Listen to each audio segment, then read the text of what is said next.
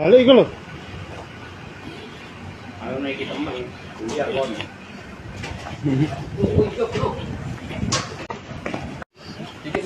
Bang, sedikit bang. Bang, soal dugaan sampean tidak ngasih nafkah itu benar tak bang? Dari ada yang mau disampaikan mas? Ya, begini, kami akan meluruskan semua berita-berita yang sudah dilihat selama ini. Jadi begini ya, kita harus lihat kronologis itu secara utuh. Jangan ada dipotong sama sekali. Silakan Pak Ferry. Saya mau tahu nih, di tanggal 7 sebenarnya apa yang terjadi? Di tanggal 7 itu saya sebenarnya ada kegiatan lain. Sebenarnya ada kegiatan lain tuh. Ya, seharusnya saya pada tanggal 7 itu saya ada syuting, tapi karena saya diminta mendampingi istri saya untuk bisa membawa mobil ke dapilnya, jadi akhirnya dengan segala dan berbagai macam cara saya cancel kerjaan saya menemani istri saya ke dapilnya di Jawa Timur itu. Menemani dapil di Jawa Timur. Di tanggal 6, mana fotonya? Foto, tanggal 6. Ada satu kejadian sebelum tanggal 7. Di tanggal 6, kita lihat nih.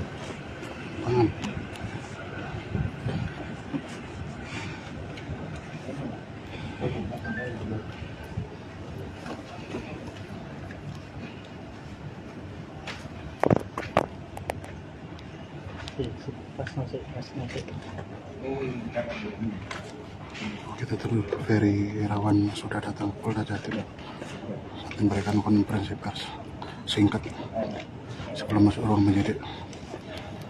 Pas musik ya.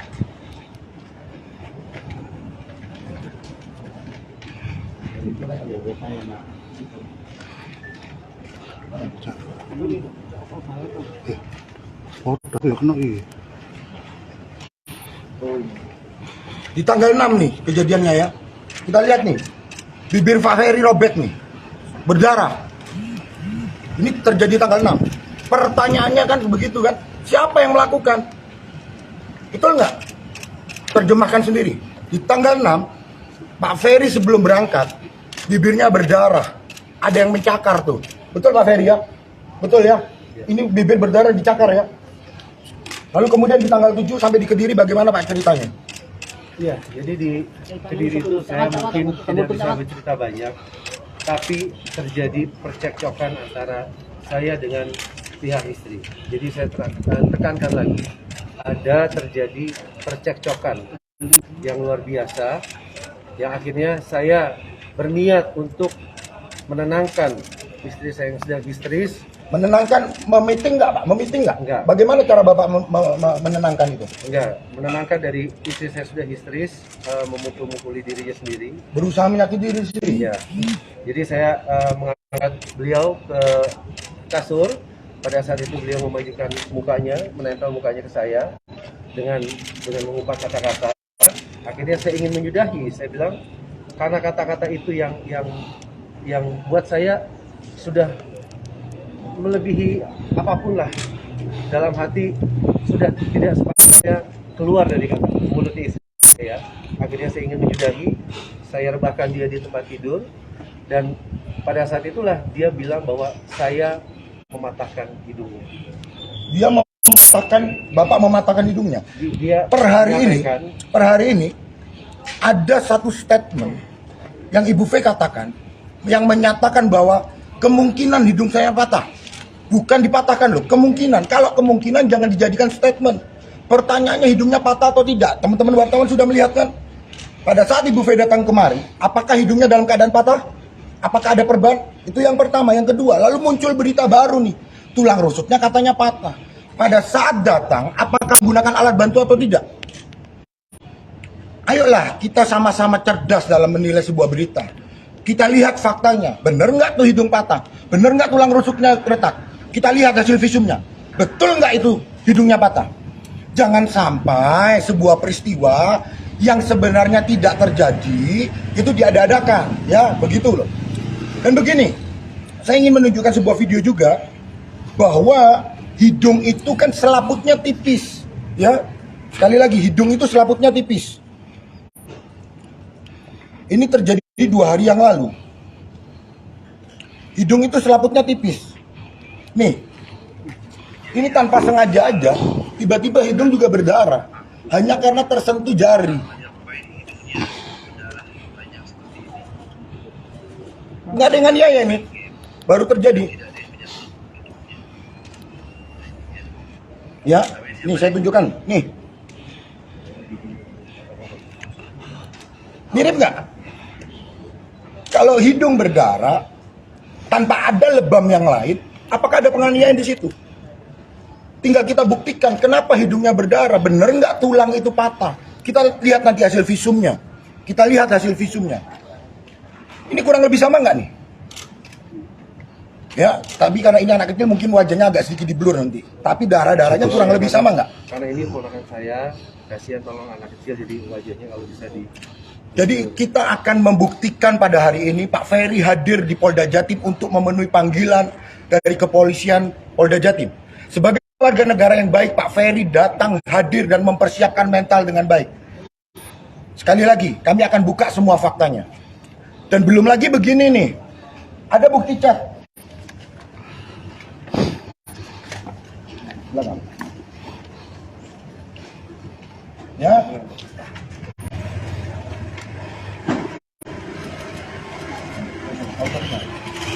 Ada bukti chat, saya nggak perlu, saya tutup dulu namanya nih.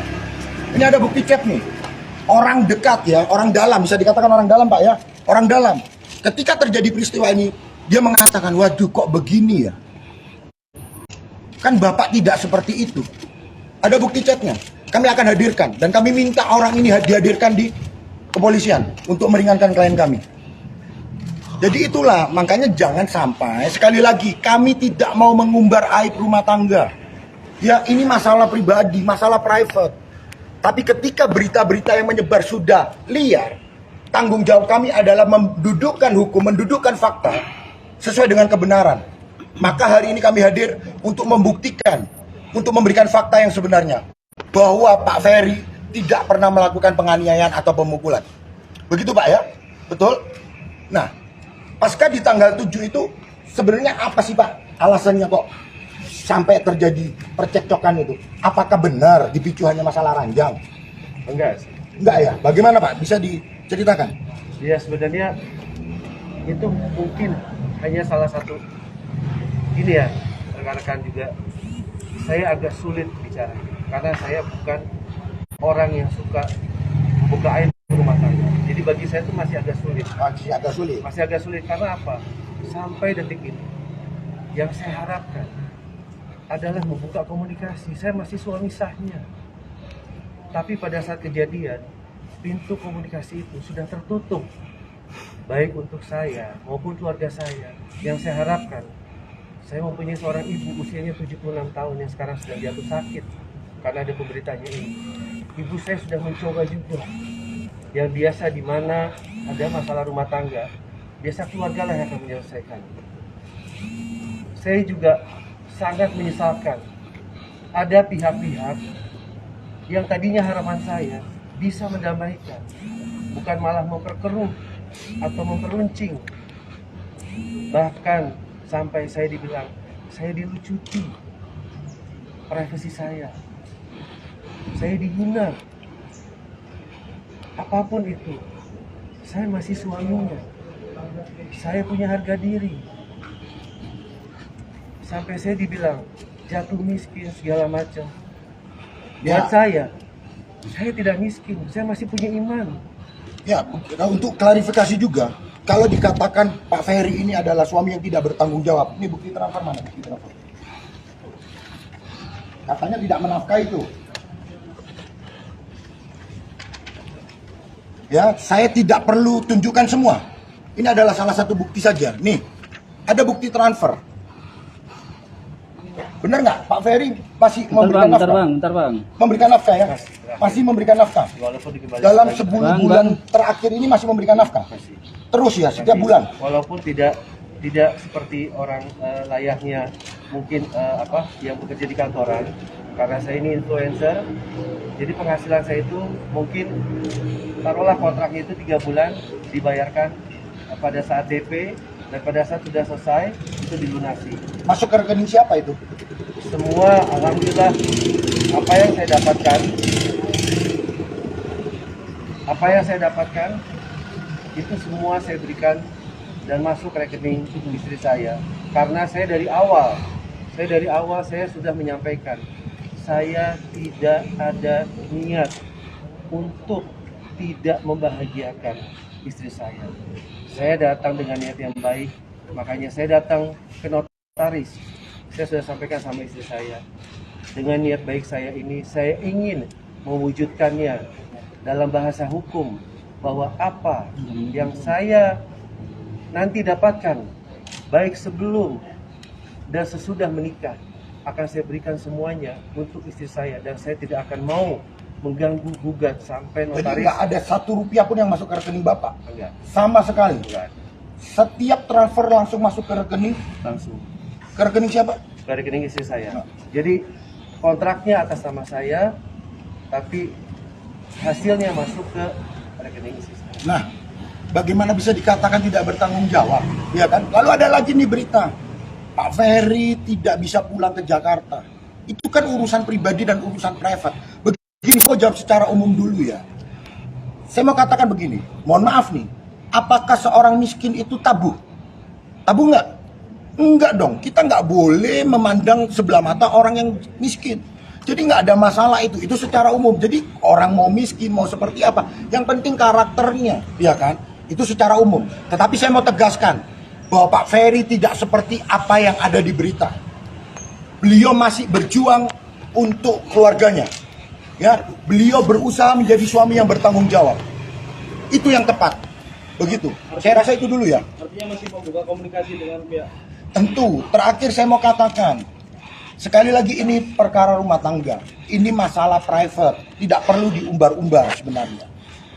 Kami masih membuka komunikasi, baik kepada pelapor ataupun kuasa hukumnya.